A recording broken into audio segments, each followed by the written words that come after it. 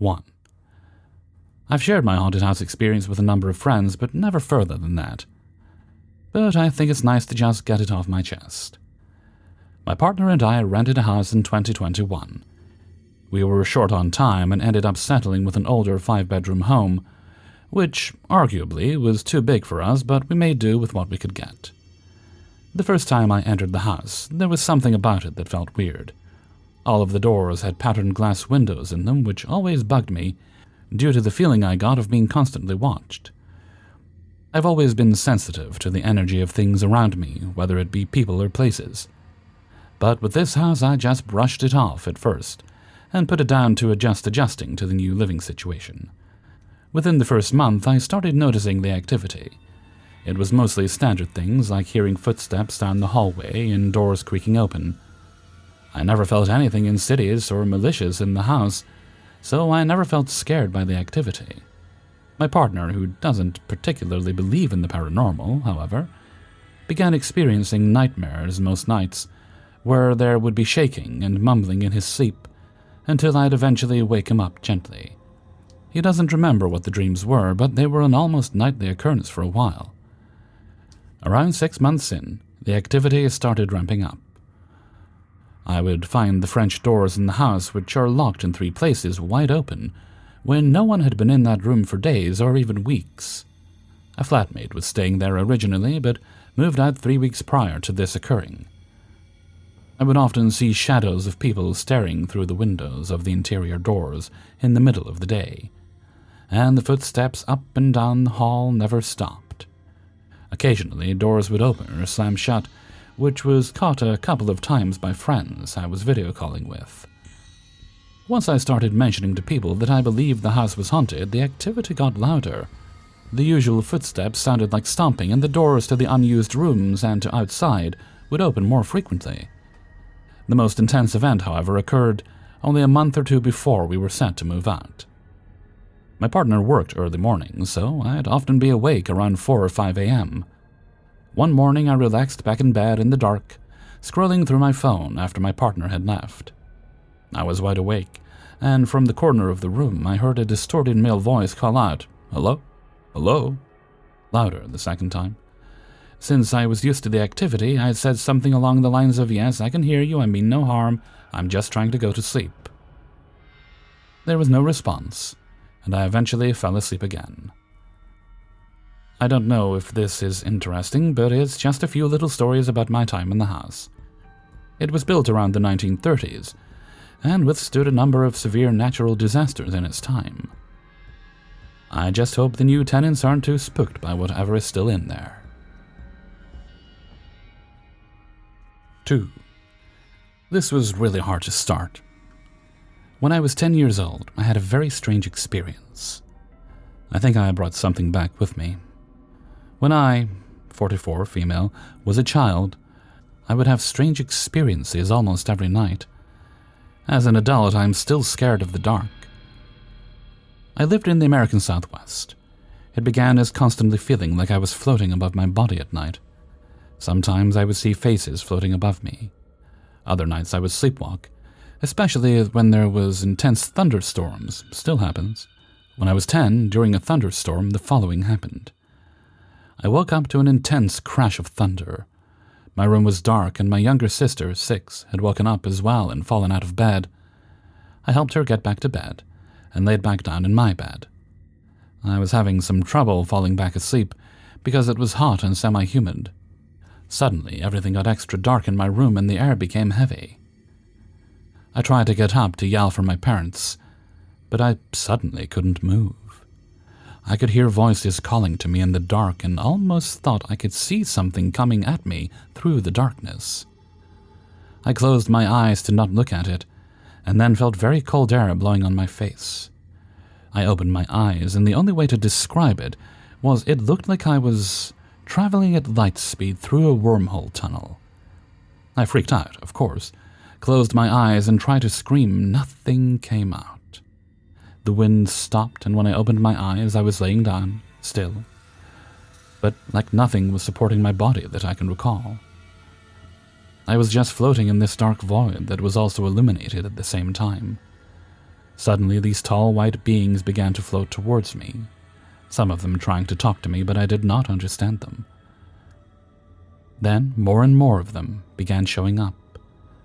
They were transparent and tall, similar to the beings at the end of The Dark Crystal. I did not watch that movie until I was 13.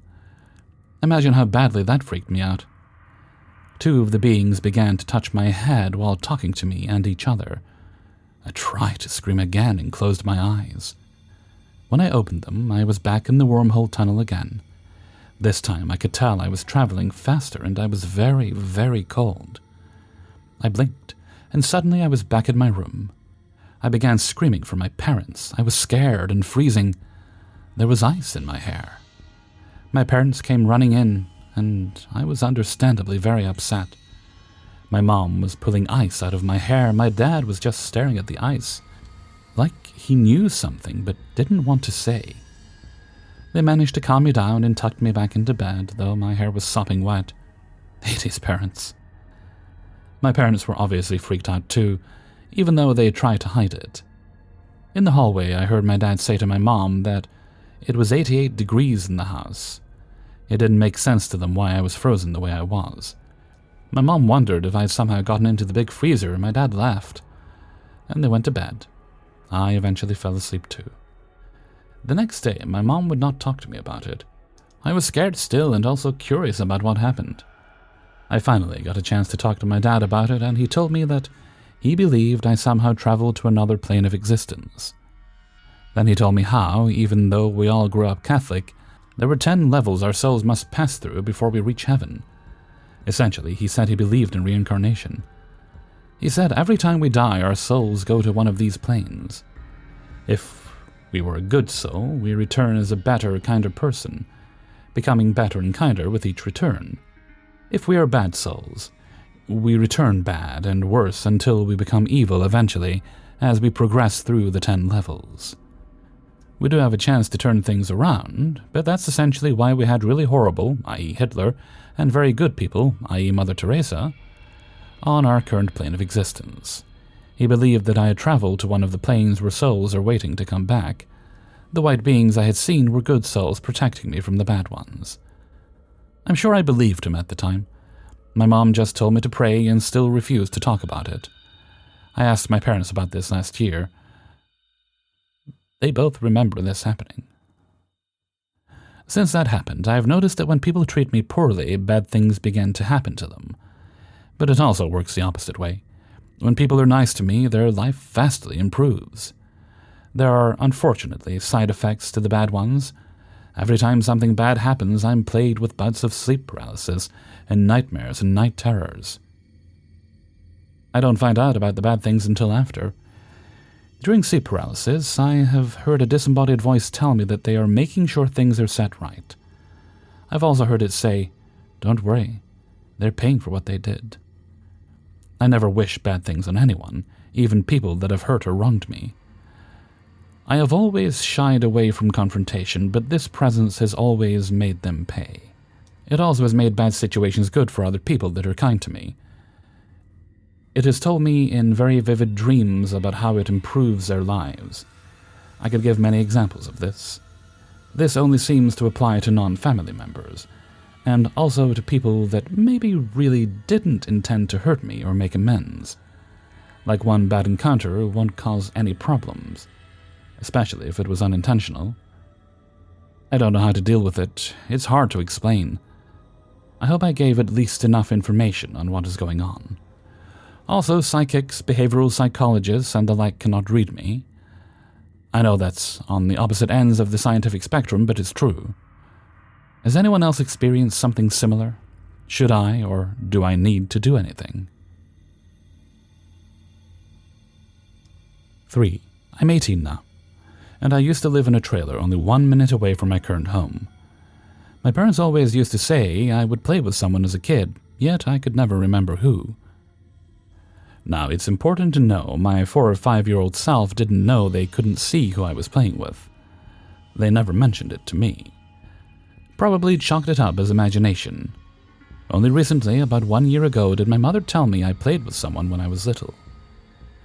Anyway, One night I wake up paralyzed in utter pain. I could speak, which makes this hard to be sleep paralysis. So, as any kid does, I screamed. Everyone in my house woke up, and my dad came rushing in asking what's wrong. I tell him I can't move and it hurts. He asks what I said, everything.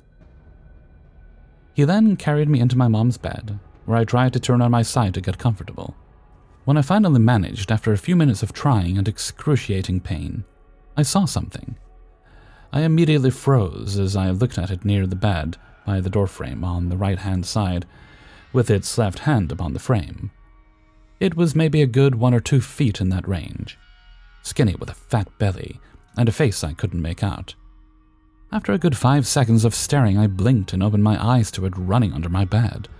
We then moved out of that house at a later date because of that event, and the fact our cabinets and fridge would open and slam in the middle of the night, before and in more intensity after my fiasco. But here is where it gets weird. Fast forward to our new house. I'm now 17. We've never had a single complaint of our new home, other than when renovation was needing. I got into gaming, so I would stay up late and sometimes randomly sleep on whatever during whatever time of day. One night, I get done playing around midnight. My dad was downstairs getting ready for bed in the bathroom. I go downstairs to get ready also. I hear him go up the stairs with our dog to go to bed. We put a gate up at my door so our dog doesn't pee and poo downstairs. She's good for me. While I get my contacts on, brush my teeth, blah blah, I hear something skitter up the stairs on all fours. I get curious, so I look around. Dog sleeping, dad snoring, nothing. Then another occurrence happened at my new house, solidifying my stance on my little friend from the trailer. One night I fell asleep on our couch downstairs, and apparently woke up screaming about something touching my hand. Again, nighttime, dog is locked up in my room. I have no recollection of this, so I guess it happened when I was sleeping. I then remember waking up about 20 minutes after my screaming, according to my dad. Then, when I went to put my contacts in, I realized my hand has the same effect my whole body did when I was little. Utterly frozen and in terrible pain, not floppy. My muscles weren't stiff, it was frozen. I've had no experiences since. To me, the story is a bit odd and kind of sloppy, but that's coming from someone who's not good at writing. I would like to know if someone has an idea of what my little creepy childhood friend is. Also, good to note, all my experiences at my current home happened after the trailer got torn down. 4. Over 2 years ago, I moved into a new house. Me and my partner were starting a family, so it was our first home. It was around the corner from a cemetery, which I loved, as our cemetery is big, beautiful, and well-maintained. It's a great walk. From the time my first baby was born, I took him walks in the carrier nearly every other day around there. One of the times we went, I came across this grave and headstone, and it's got my mom's side of the family's name on it, Tyson, with the names John and Clara midway down. I took a picture of the headstone, as I wanted to show my Nana, and the inscription, and I went on my way. I meant no disrespect at all. I was going to delete the image as soon as I'd shown my Nana. Unfortunately, I completely forgot about it and showing my Nana. Fast forward a month or so later, myself, my firstborn in his carrier, my Nana, and my great-auntie were all visiting a family member's grave. We got chatting, and I said I had came across a Tyson headstone the other week, with the names John and Clara. My Nana was ecstatic and said, "I'd wondered where they'd been all these years. They're your great-great-grandparents." I didn't have a clue that they were close relatives of any kind. I went to show them the image of the headstone, and it had completely disappeared from my phone. Not that freaked out and thinking I could have possibly deleted it by accident, I took them to where I found the headstone engraved. It wasn't there, I couldn't find it. I remember the image of the headstone so vividly and the placement of the writing. I could spot the shape and the design instantly if I wanted to, but it had gone like it never existed.